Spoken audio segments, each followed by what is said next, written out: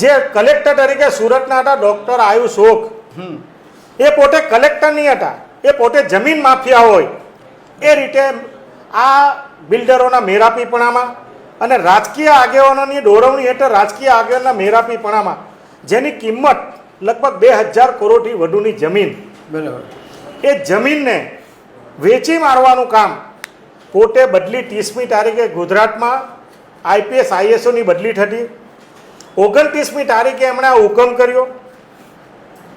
એક દિવસ બદલી પહેલાં આ હુકમ કરીને મોટા પ્રમાણમાં સુરતના હિતને નુકસાન કરવાનું કામ કર્યું.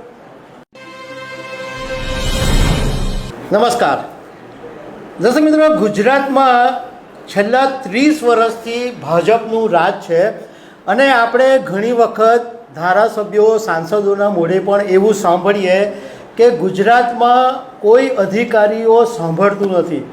હવે સત્તાની સામે લડવું હોય તો કેટલી મુશ્કેલી વાત છે એ આ વાત પરથી આપણે સમજી શકીએ. અને ગુજરાતમાં તો એમ જ કહેવાય કે અધિકારીઓ જ રાજ ચલાવે છે, નેતાઓને તો કંઈ સમજ પડતી નથી.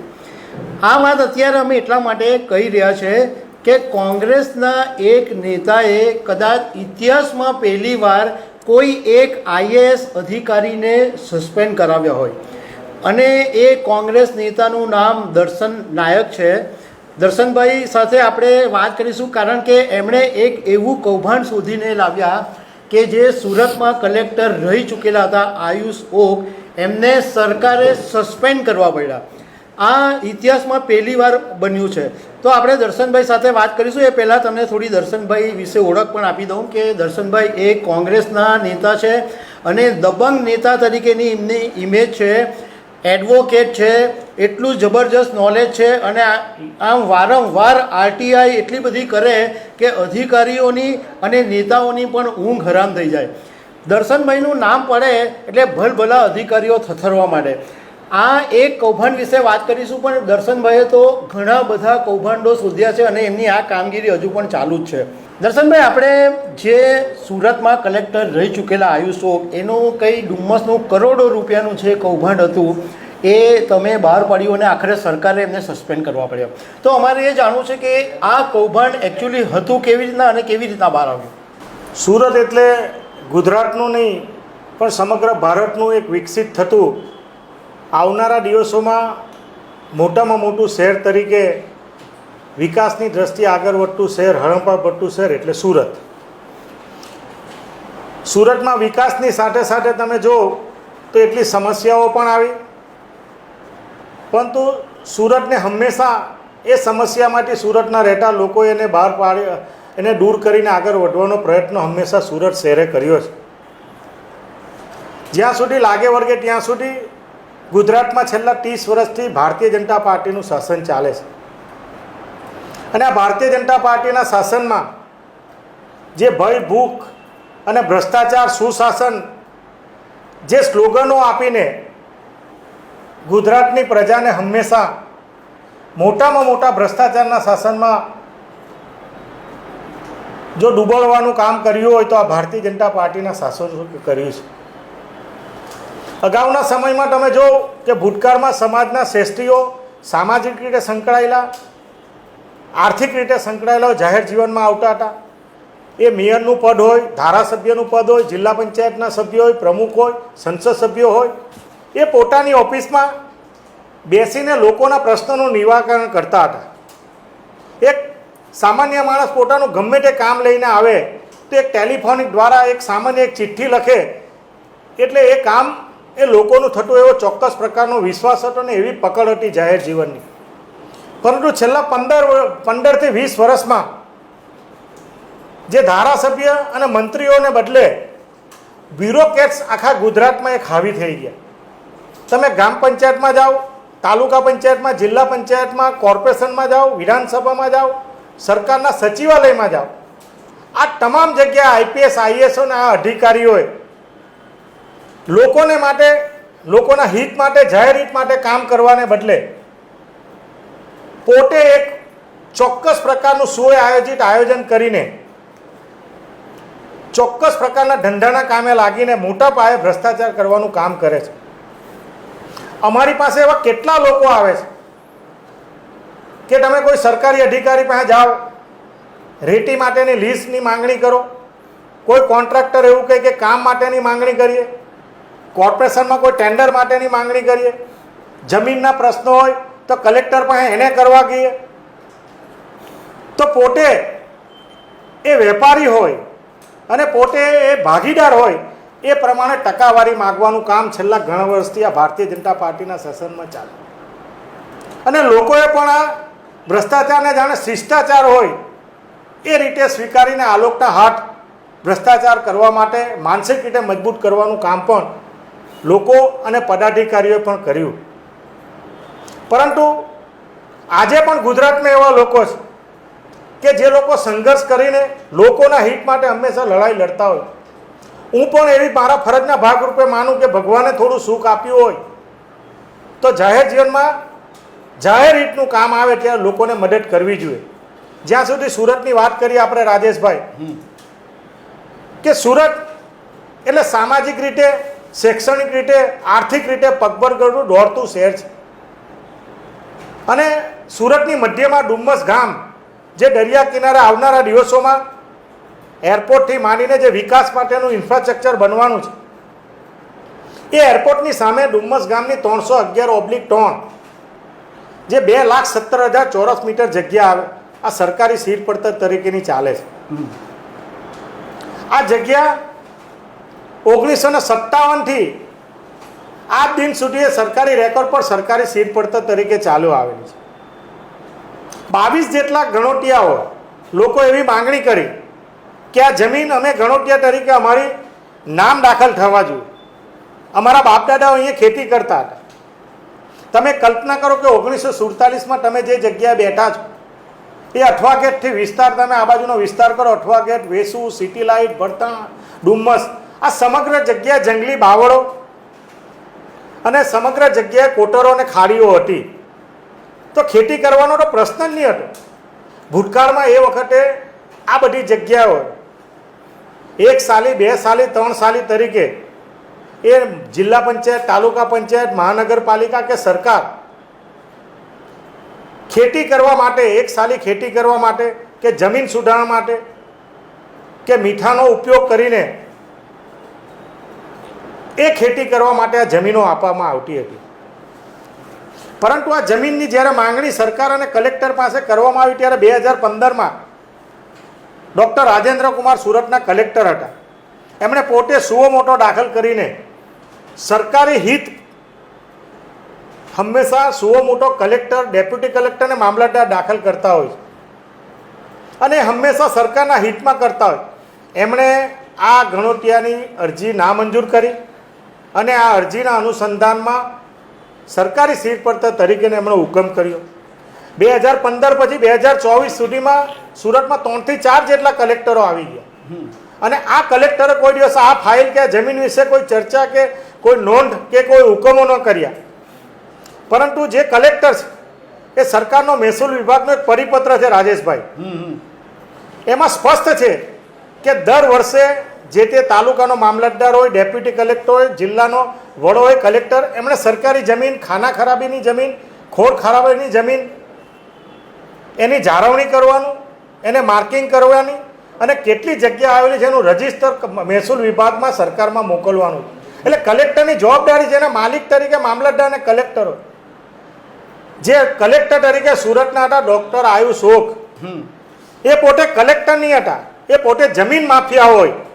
એ રીતે આ બિલ્ડરોના મેરાપીપણામાં અને રાજકીય આગેવાનોની દોરવણી હેઠળ રાજકીય આગેવાનના મેરાપીપણામાં જેની કિંમત લગભગ 2000 કરોડથી વધુની જમીન, બરાબર, એ જમીનને વેચી મારવાનું કામ પોતે બદલી 30મી તારીખે ગુજરાતમાં IPS ISOની બદલી થતી. 29મી તારીખે એમણે આ હુકમ કર્યો. એક દિવસ બદલી પહેલાં આ હુકમ કરીને મોટા પ્રમાણમાં સુરતના હિતને નુકસાન કરવાનું કામ કર્યું. અમે તાત્કાલિક અસરથી મેં અને તુષારભાઈ ચૌધરીએ માનનીય મુખ્યમંત્રી, તકેદારી આયોગ, સચિવાલય, સચિવશ્રી, માનનીય પ્રધાનમંત્રીને પત્ર લખીને વિનંતી કરી કે આ સરકારી જમીન છે, સુરતના હિત માટે, કોઈ સુરતના શૈક્ષણિક હેતુ માટે, સામાજિક હેતુ માટે કે સુરતના કોઈ વિકાસ માટે જમીનની ફાળવણી થવી જોઈએ. અને સરકારી સીટ પડતર તરીકેની કાયમી સરકારી રહે એ માટેનો પત્ર લખીને એક લડતની શરૂઆત કરી હતી અને એના પુરાવાના ભાગરૂપે માનનીય મુખ્યમંત્રીએ તાત્કાલિક અસરથી એમને સસ્પેન્ડ કર્યા. નવાઈની વાત એ છે કે આની સાથે જે લોકોના મેરાપીપણા હતા, તમે કોઈ કલેક્ટરની આટલી વધારે નોકરી હોય અને એ આટલું મોટું કામ અને 2000 કરોડ રૂપિયા જેટલાનું કામ, કૌભાંડ કરવાનું કામ હિંમત નહીં કરી શકે, કોઈ હિંમત નહીં કરી શકે, Right. કોઈ નિર્ણય નહીં કરી શકે, Right. પણ આમાં કોઈની ડરો નહીં એટલે શું આયોજિત કાવતરું કરીને કામ કર્યું છે એની તપાસ થવી જોઈએ. પરંતુ આજે 1 મહિનાથી વધારે સમય આવી ગયો. અમે એસીબીમાં પણ ફરિયાદની માંગણી કરી હતી પણ એની તપાસ નહીં થઈ. મેં ગઈકાલે 1/7/2024 જુલાઈ મહિનામાં મેં એસીબીને વિનંતી કરી, તકેદારી આયોગને વિનંતી કરી અને ગુજરાતના મુખ્ય સચિવને વિનંતી કરી કે તમારી જવાબદારી છે સુઓ મોટો દાખલ કરવાની. સામાન્ય માણસ 50 રૂપિયાની લાંચ લે, 200 રૂપિયાની લાંચ લે તો સરકાર પોતે ફરિયાદી બને છે. તો આ તો તમે પુરાવા તરીકે એને સસ્પેન્ડ કર્યા છે ભ્રષ્ટાચારમાં, તો સરકારે એમાં ફરિયાદ દાખલ કરવાની હોય છે. પરંતુ સમગ્ર કાવતરામાં સમગ્ર સુરતના હિતને નુકસાન કરવા માટે જે આગેવાનોના મેરાપીપણા છે એ આગેવાનો નામ પર ખુલવા જોઈએ અને 2000 કરોડ રૂપિયાનું આ કૌભાંડ છે. એ કૌભાંડ સુરતને હિતને નુકસાન કરતું એટલે એવા લોકોને ઉઘાડા પાડવું જોઈએ અને આ કલેક્ટરની સામે એસીબીની ફરિયાદ, એની મિલકતની ફરિયાદ અને જે કોઈ એના 1 મહિના પહેલાંના કોલ ડિટેલ છે એ કોલ ડિટેલની તપાસ થવી જોઈએ. એમણે 2 મહિનામાં જેટલા હુકમો કર્યા છે એ હુકમની પર ફેર તપાસ થવી જોઈએ એવી અમે માંગણી વ્યક્ત કરી છે. દર્શનભાઈ, આપણે આયુષ ઓપ માટે એવું કહેવાય કે મહેસૂલના એકદમ માસ્ટર માઇન્ડ હતા, મતલબમાં એ મહેસૂલ વિભાગમાં એમની બહુ પકડ હતી, જાણકારી એમની પાસે છે. હવે જ્યારે આ ડુમ્મસનું કરોડો રૂપિયાનું કૌભાંડ અને તમે જે પ્રમાણે વાત કરી કે સોનાની લગડી જેવી જે જમીન હતી, તો આ બધા પુરાવાઓ ભેગા કરવા માટે તમને ઘણી બધી મહેનત પણ પડી હશે. તો તમારી પર કોઈ જાતના પ્રેશર આવ્યા કે આ ભાઈ આ જે તમે કૌભાંડ બહાર પાડી રહ્યા છો એ અટકાવો? જાહેર જીવનમાં એક જવાબદારીપૂર્વક જ્યારે તમે આગળ આવતા હોય, લોકો માટે, હિત માટે લડતા હોય તો પહેલાં નક્કી કરીને જ આવવાનું હોય છે કે કોઈ પણ જાતની લોભ, લાલચ કે ડર રાખ્યા વિના અને ફક્ત આ એક આયુષ શોક માટે નહીં, છેલ્લા 20 વર્ષમાં કેટલા એવા મામલતદારશ્રી હોય, ડેપ્યુટી કલેક્ટર હોય, ડીડીઓ હોય, એની સામે જ્યારે જાહેર હિતને નુકસાન થતું હોય, એ સરકારી નીતિ નિયમનું પાલન ન કરતા હોય અને લોકોના હિત માટે અને સરકારની વિરુદ્ધ કામ કરતા હોય તો હંમેશા એની સામે મેં લડાઈ લડવાનું નક્કી કર્યું હતું ને લડું છું આજે પણ. ડર કોઈ દિવસ રાખ્યો નથી. જીવનમાં એક જ વખત મોત આવતું હોય છે અને જાહેર હિતમાં લોકો માટે જો આવવું હોય તેમાંથી ડરવાનો પ્રશ્ન નથી. અને જ્યારે લોકો માટે લડતા હોય તો એમાં કોઈ ચિંતા કરવાનો પ્રશ્ન ઉપસ્થિત થતો નથી. લોકોએ અને એ વિસ્તારના આગેવાનોએ અમને ફરજના ભાગરૂપે જ્યારે આ રજૂઆત કરી તો ત્યારે જ નક્કી કરેલું હતું કે આપણે લડત લડવાની છે. નવાઈની વાત એ છે કે કલેક્ટર તરીકે આઈએસ બન્યા પછી તમે ભૂતકાળમાં જોવો કેટલા આઈએસ અધિકારીઓ હતા તે લોકોમાં પ્રિય હતા કે જાહેર હિત માટે એનો પ્રોટોકોલ જાળવતા હતા. આજે આ સરકારમાં કોઈ એવો પ્રોટોકોલ અધિકારીનો રહ્યો નથી. તમે કલેક્ટર ઓફિસમાં પગથિયા ચડો તો સામાન્ય માણસ પહેલું પગથિયું, બીજું પગથિયું, ત્રીજું પગથિયું, લિફ્ટમાં જાઓ તો સામાન્ય માણસ બી એમ કહે તાનો દલાલ ફરતા હોય કે આ સાહેબનું કંઈ કામ હોય તો મને કહેજો. આ પ્રકારની માનસિકતા ગુજરાતની સરકારી ઓફિસોમાં ઊભી થઈ ગઈ. તમે જો જે કલેક્ટર નવા આવ્યા એમણે એક પારસી પંચાયતની કરોડો રૂપિયાની જગ્યા જેની પર હાઈકોર્ટનો સ્ટે હોવા છતાં, સરકારી સ્ટે હોવા છતાં પણ એને કરી દેવાનો હુકમ કર્યો અને પોતે પાછા કલેક્ટર સુઓ મોટો દાખલ કરીને એસએસઆરટીમાં જાય છે અને એસએસઆરટીમાં એવું કહે કે મારી ભૂલ થઈ ગઈ છે. આ તો સામાન્ય શિક્ષક કોઈને દાખલો ભણાવતા હોય અને એ પેપરમાં લખી દે અને પછી પેપર તપાસે ત્યારે એમ કહે કે ભાઈ આ તો મારી ભૂલ થઈ ગઈ, મને પાછું પેપર લખવા માટે આપો. આ ગુજરાતની વરવી વાસ્તવિકતા છે. એટલે લોક જાગૃતિ અને લોકોના હિત માટે બધા ભેગા થઈને અને પદાધિકારી અને સરકારે પણ જ્યારે સરકારી હિતને નુકસાન થતું હોય, સરકારી મૂલ્યોને નુકસાન થતું હોય અને ગાંધી અને ગુજરાતમાં જ્યારે આપણે એની અસ્મિતાની વાત કરતા હોય, કવિ નર્મદના શહેરમાં રહેતા હોય અને તાપી મૈયાની વાત કરતા હોય અને એનું જો હિતની જરવાતું હોય તો લોકોએ પણ આવનારા દિવસોમાં વિચારવાનો સમય છે. અને આવા અધિકારીઓ કોઈ પણ હોઈ શકે. વ્યક્તિગત આજે પણ રાજેશભાઈ અમારે કોઈ અધિકારી એટલે વાંધો હોતો નથી, કોઈ મારો કોઈ જમીનનો ધંધો નથી, મારો કોઈ એનેનો ધંધો નથી, કોઈ હું કોન્ટ્રાક્ટ કરતો નથી, પરંતુ જાહેર હિતમાં જ્યારે હોય ત્યારે જાહેર હિતને નુકસાન થતું હોય તો આવી લડત લડવા માટે અમે હંમેશા તત્પર રહેવાના છે અને સુરતના હિત માટે છેલ્લે સુધી જ્યાં સુધી કાયદાકીય પણ લડવાનું આવે તે લડત લડવા માટે પણ અમે તૈયાર છીએ. દર્શનભાઈ, એક વાત એ પૂછવી છે કે જ્યારે સરકારે આઈએએસ અધિકારી જેવા લેવલના વ્યક્તિને સસ્પેન્ડ કરવાનો નિર્ણય કર્યો હોય ત્યારે પૂરતા પુરાવા હશે તો જ સરકારે સસ્પેન્ડ કર્યા, નહીં તો સરકાર ત્યાં સુધી આવું પગલું ભરતે જ નહીં. એટલે પ્રાથમિક રીતના આયુષ ઓકની સંડોવણી તો છે જ, પરંતુ શું તમને એવું લાગે છે કે માત્ર સસ્પેન્ડ કરવાનો જે નિર્ણય લેવાયો એ પૂરતો છે? કારણ કે તમે પણ વાત કરી અને અમે પણ એક છેલ્લા એવો ઇન્ટરવ્યૂ વાંચેલો કે એસીબીના વડાએ એવું કીધેલું કે આ આયુષ ઓકની જે જમીનવાળું કૌભાંડ છે એની તપાસ અમારા સુધી પહોંચી નથી, તો માત્ર સસ્પેન્ડ કરવું પૂરતું છે? આપે સરસ મજાનો લોકહિતનો પ્રશ્ન જે પૂછ્યો છે. ખરેખર મેં પહેલાં પણ કીધું કે ગુજરાતની ભારતીય જનતા પાર્ટીની સરકાર, કેન્દ્રની સરકાર, તમે છાપાઓમાં જો, ઇલેક્ટ્રોનિક મીડિયાના માધ્યમથી તમે જો, તો દરરોજ એક એવી જાહેરાત કરે કે કોઈપણ જગ્યાએ ભ્રષ્ટાચાર માટેની ફરિયાદ હોય તો લેખિત, મૌખિક કે ટેલિફોનિક દ્વારા, ટોલ ફ્રી નંબર દ્વારા તમને જાણ કરવામાં આવે છે.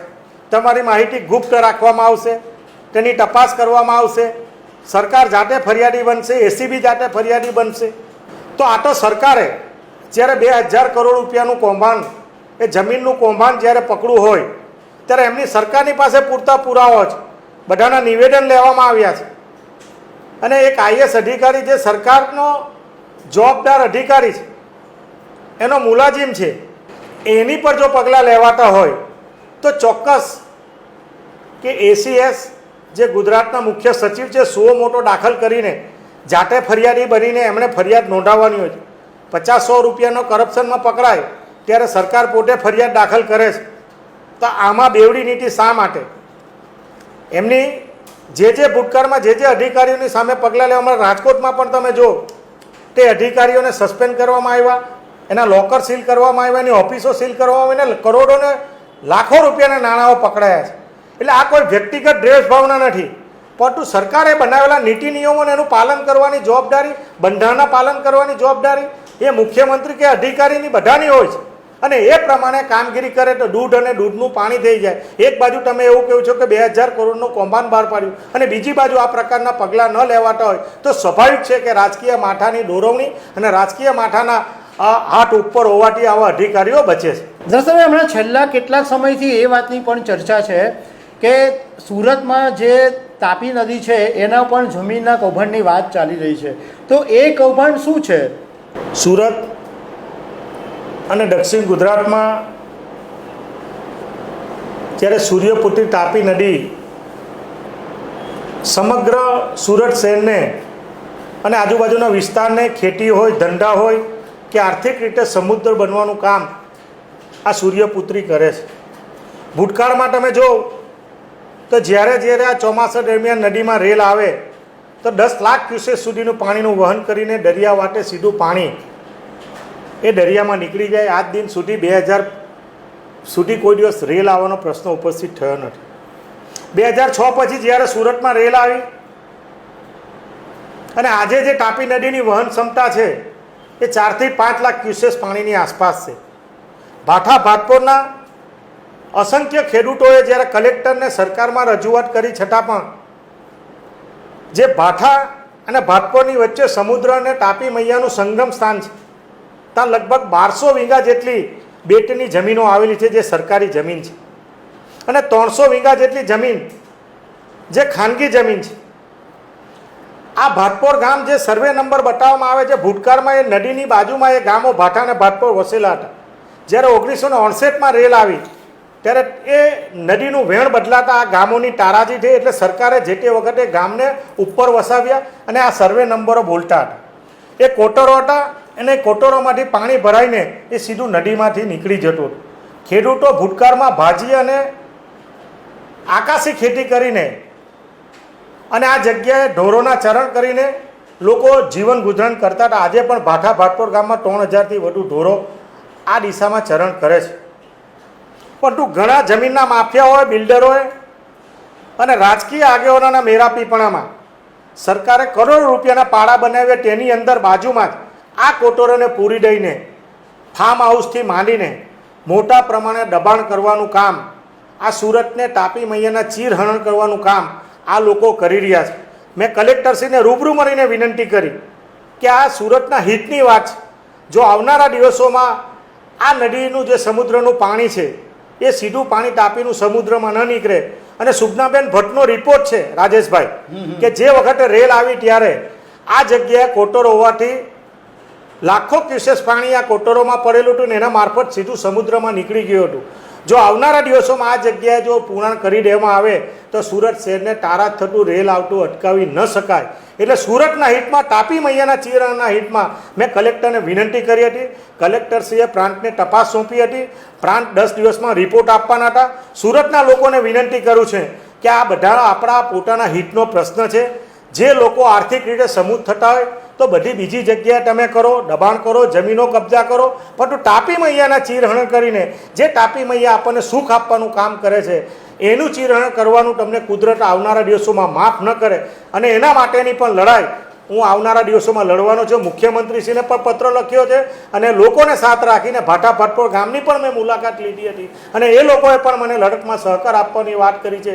એટલે આ રિપોર્ટ પ્રાંતશ્રી શું આપે છે અને કલેક્ટરશ્રી એના બાબતમાં પગલાં લે એ બાબતમાં આવનારા દિવસોમાં હું સુરતના હિતમાં લડત, તાપી મૈયાના હિતમાં લડત લડવાનો છે, વાત ચોક્કસ છે. દર્શક મિત્રો, તમે કદાચ ગબ્બર ફિલ્મ જોઈ હશે. આ ફિલ્મની અંદર અક્ષય કુમાર જે પ્રમાણે લડત આપે છે, ફિલ્મોની અંદર તમને બહુ સારું લાગે, પરંતુ વાસ્તવિક જીવનની અંદર આવી હિંમત કરવી સરકારની સામે, તંત્રની સામે, પોલીસની સામે, એ કોઈ ખાવાના ખેલ નથી હોતા. અને દર્શનભાઈ ઘણા વર્ષોથી આ કામ કરે છે. તમે એમને સાંભળ્યા હશે તો તમને આઈડિયા આવી ગયો હશે કે એકદમ આત્મવિશ્વાસપૂર્વક અને બિંદાસ બોલે છે. એટલા માટે બિંદાસ બોલી શકે છે કારણ કે એમનામાં ત્રેવડ છે. એમણે આજ સુધી કોઈ જગ્યાએ એમના નામ પર કોઈ વાત એવી આડીતેડી આવી નથી. અને કોઈ માણસ ચોખ્ખો હોય તો જ બીજાની સામે લડી શકે. Darshanbhai, thank you very much. ખબર છે .com પર વાત. આભાર આપો.